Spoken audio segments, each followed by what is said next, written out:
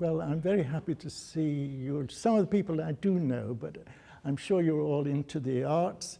So please excuse me if I start telling you things that you know and don't need to be reminded of. So perhaps I should say my training has been as a classical musician. Until the age of 30, I played in the Halley Orchestra. Okay. Even then, I had no concept of transferring to any of the other arts. But I was always attracted to art since a childhood, since my childhood. And color was very important. Rhythm, which is in music, goes through poetry, literature, and in the arts, the plastic. Do we call this plastic art? No. Visual? What's it called? Visual. Visual arts, that's right. So therefore, it seemed to me natural when I jumped into starting collage. But this is 30 years ago. The story goes like this. I needed to buy furniture. There was a chest, a tea chest with pottery in it. My wife said, well, we don't need that, but that's a beautiful piece. It was held up. And the man said, who would give me £10 for this? Nobody raised a hand. Then he said, 5. So I said, well, whatever's in there, be worth it just trying. So I said 4. I was brave in those days. And we got it. Now, at the bottom, there were 30 pieces of cork tiles. Now, they attracted me so much because of the rough surfaces and the shades of orange and ochre, deep browns. And I thought, well, I'm all for recycling. I'll do something with collage. And in that new house we'd got in Wales, there were some half-used rolls of wallpaper. So the very first ones, but first of all, before I jump into that, I should say I did these collage, these batiks, and these are the only 3 I have left. These are small compared with the big pieces I used to do. And that was a technique of melted wax, you probably know all that, and dyeing. My whole thing in those days were very close colors, shades of the same color. So in the early 60s, this idea of purple and pink wasn't very much accepted in heels, but somehow I did sell them. And so there is another one with grays and browns on a purple base, which doesn't look purple anymore. And this is the last one, which again were very close colors in those days. But here are the 30 bases of the collage which was to come, using wallpaper and these shapes. They were very simple, basic shapes, really, but they developed, and eventually I mounted them. And my wife said, why don't you go into a charity shop, buy some frames? She was the first one who started that part of my life.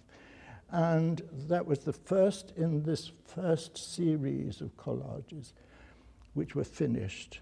That's the second one. And these were all shown about 10 years ago at the Bear Steps Gallery. And unfortunately, Roger Cray, who ran that gallery, and you probably all know, was supposed to come today, but he phoned about an hour ago and said, look, I'm developing a cold and a cough. And I said, well, I was very sorry not to see him. There is this third one, 4th. This is in the order that they were done. See, they got rather complicated in those days. I used maybe 30 pieces. I've reduced a lot since then. But they're all on cork tiles, and they were framed, sometimes cut to fit the frames, because naturally when you buy a frame, most people frame the work when it's finished. In those days, I thought it was interesting to buy the frames and do something for the frame. All gone, by the way. Now, that was the first one-man show I had, and that was, again, as I mentioned, in the Bear Steps Gallery. And again, there was a sort of fortuitous thing that I was promised the ground floor, and then 2 weeks before the show, Roger said, by the way, you've got plenty of stuff. Fill up the second one. The guy at the top was pulled out. So I had a short notice for that, but there are no photographs at this stage. The next one was in the Gateway, and actually of the same year. Now, this is the start of recently on the form of cork tiles, but fake cork tiles. And this was supplied by Anne, and she owns the first and the second of this series, which is called Squares, Circles, and Shapes. Now, of course, with shapes, you can get away with everything. So they're not always true to the title. Yeah, that's number 1, and that's number 2. They are yours. And then they went on trying to experiment with color, form, and more simplicity here. What I call simplicity. Okay. There is another. By that time, I was drawing on the card or the paper, as you can see, and it progressed. Now, here I was using this size. I think it's called A1 size, and I liked the idea of plain paper for a while on a background, but using form and space. I'm very interested in the element of space. Can you call it an element? No. What is it? You can? Okay. Malcolm, can you give us an idea about how long these take? This one, for instance. How long? Oh, how do I to make it? Yes. Well, I'm very reluctant to say that because they have to go very quickly. Otherwise, I can't work. It has to go. And yes, how long? The cutting goes very fast, and I accept what the scissors want to do. I can't always control the scissors because I use a very large pair of scissors and work very fast. I don't go snip, snip, snip. Some people think I go very slowly with that, but it goes plonk, plonk, zoom, or nothing. And that's why the things have to go with a swing or they don't work with me. The longer part of it is marking where they should go, and then the last part, the gluing. So even these very large ones don't take longer than the small ones. Anyway, that's very good. Has that answered?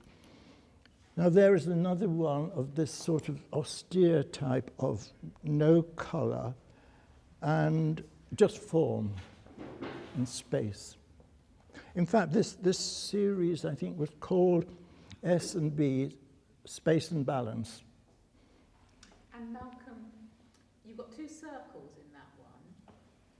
Which one? This one that's on the screen. Yeah. 2 circles in it. Yeah.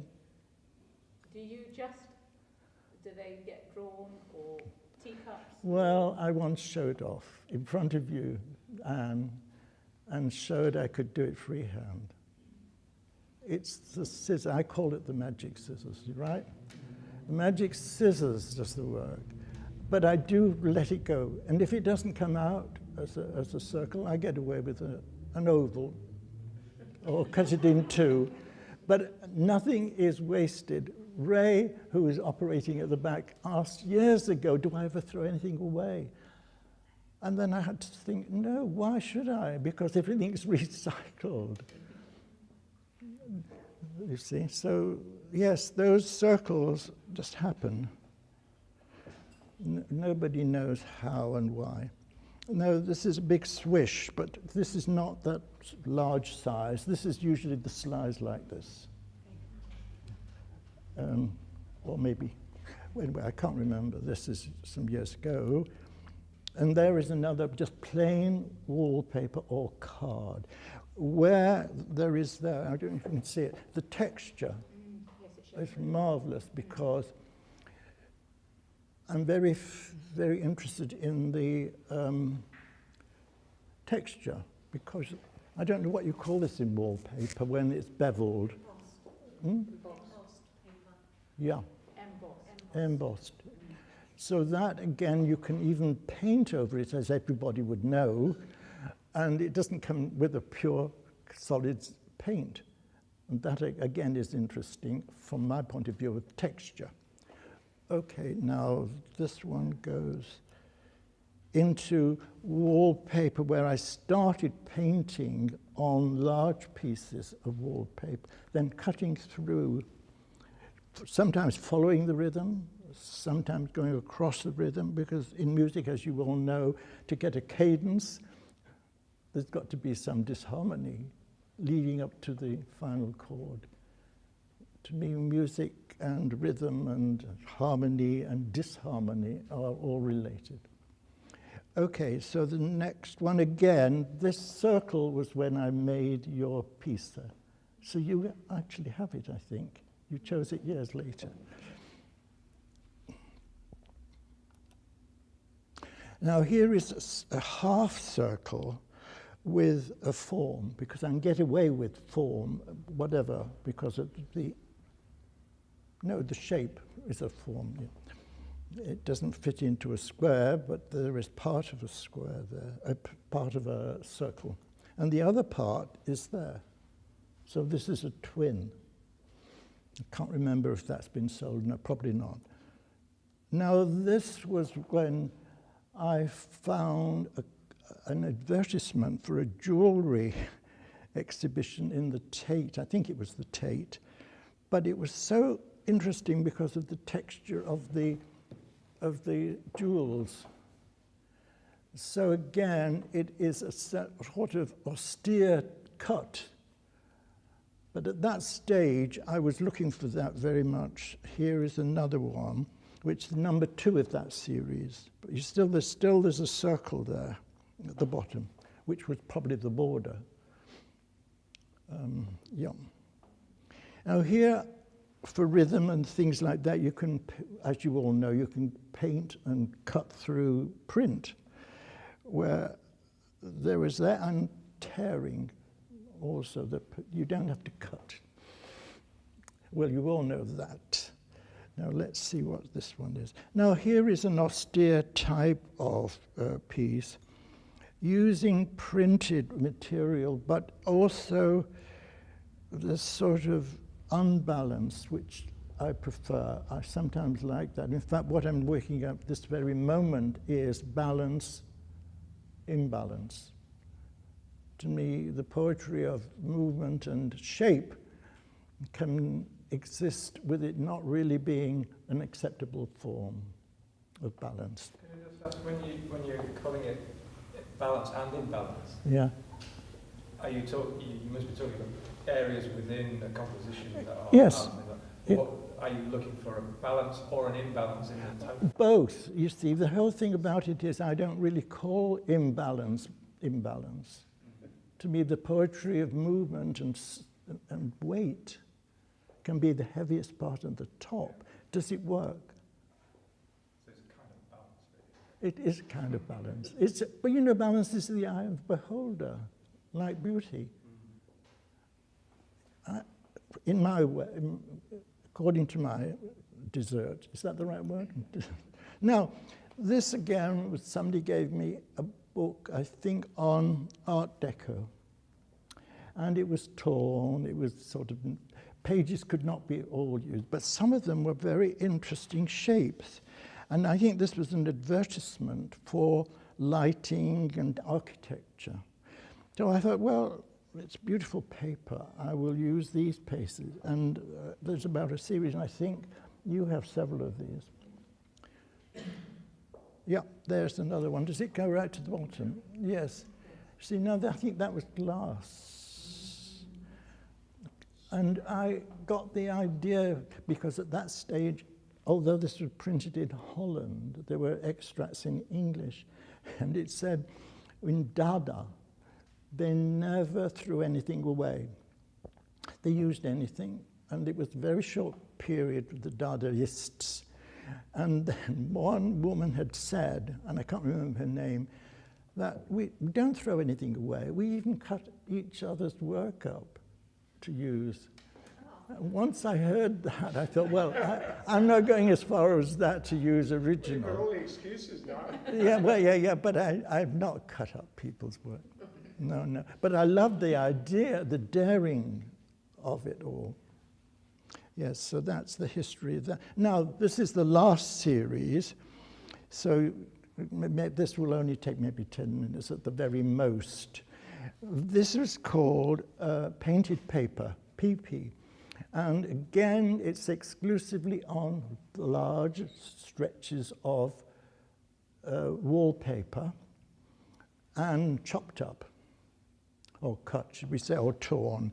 And that was number 1.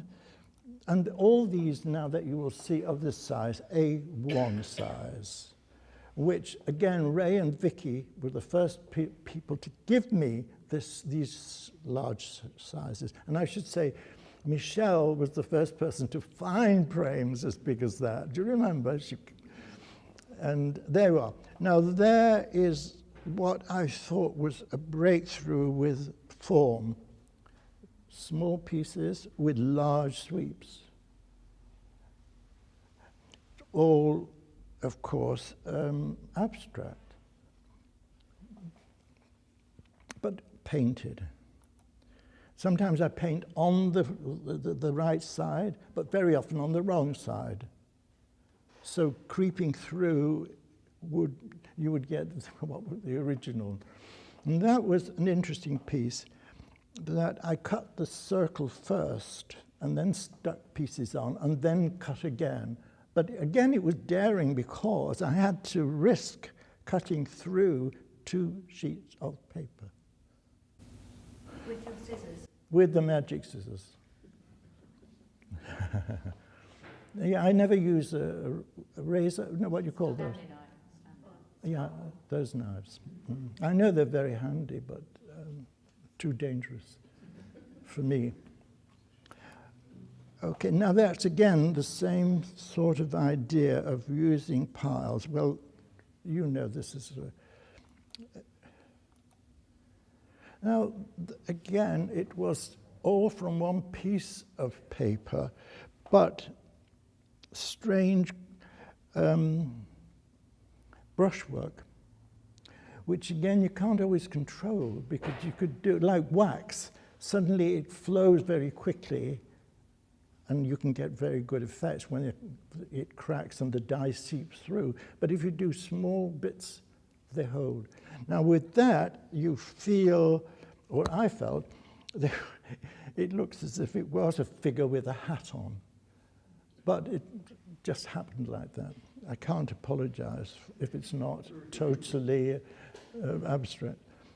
Now, there again, you see, it's a case of balance, although this is just painted paper.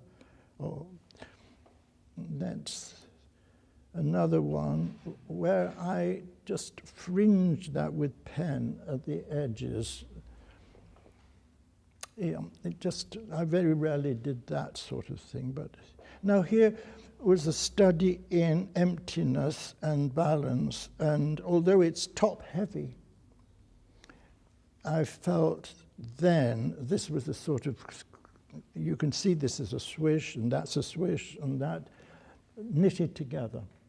But I never know when I'm cutting what will happen.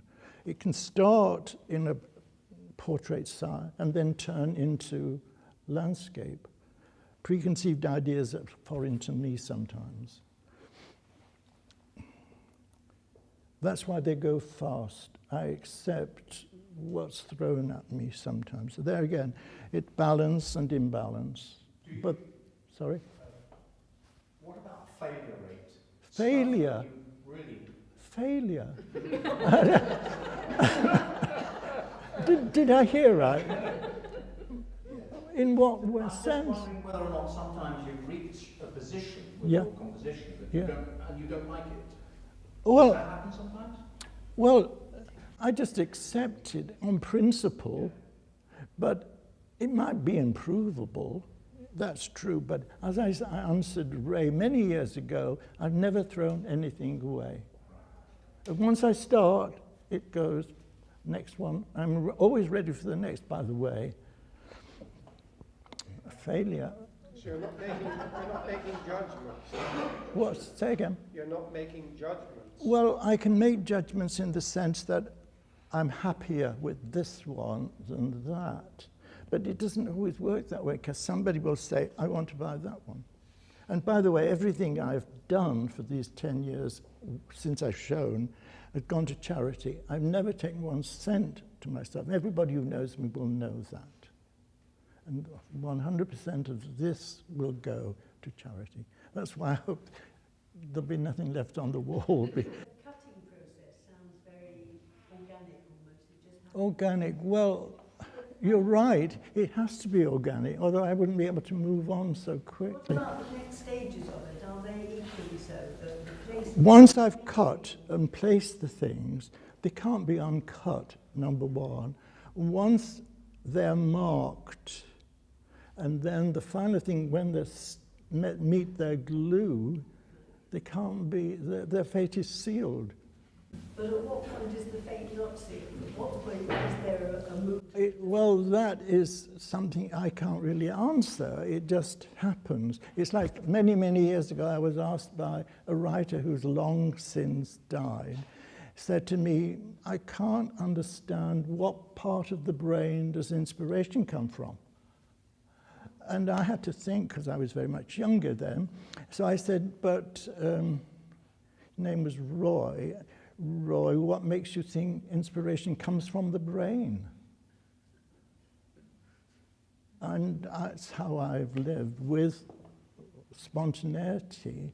And judging, surely, yes, I can say I'm happier with this than that. It's the way I work. Mm-hmm.